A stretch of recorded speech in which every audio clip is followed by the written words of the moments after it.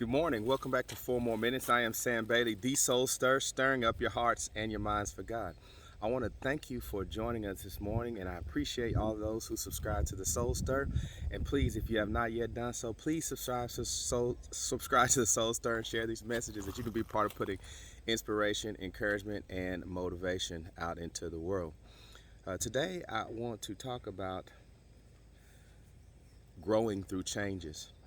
Oftentimes in life, people talk about they're going through changes, which means that they're enduring them, taking them, changing, but not really wanting to go through them. I want to tell you to grow through them. And all you have to do is really change the way you see what's happening to you. Growing takes a breaking down oftentimes. God has to break you down where you are. God has to humble you and put you through some things before you can realize that the path that you were on was not the path that He wanted you to be on.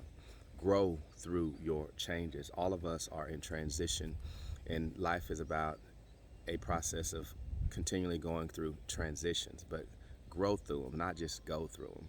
Look around and see there's always a lesson to be gleaned, a lesson to be learned from what you're going through. I believe God always has a plan. So when God has a plan, that means it's intentional. He's an intentional God. He has a purpose behind it. Now, He doesn't consult us always, and sometimes He allows us to take detours. Sometimes we have to take setbacks, take L's or losses, but grow through it. Don't just go through it. When you grow through it, you'll realize that you will experience hurt along the way. Life will break you down along the way. There'll be a lot of disappointment along the way, frustration along the way, and even times you might be angry at God, which shouldn't last too long. And sometimes we question God, why things occur. Sometimes there are people that come in our lives and leave us at the most inopportune time, but we still have to grow through it, not just go through it. When you go through it, it makes it difficult because you don't see any purpose in what God is doing, and it becomes about you more than about the creator and the sustainer of your life. Going through it means that you allow the frustrations to overcome you and overwhelm you and flood your soul. You even will take it out on other people and feel as if God is giving you an unfavorable hand.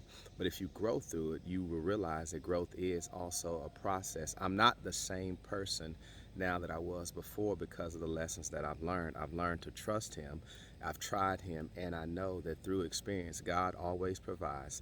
God always comes through, and God is a God that never fails. Grow through it. And I think sometimes you can't always access growth until you've gotten on the other side of it. I'll give you an example.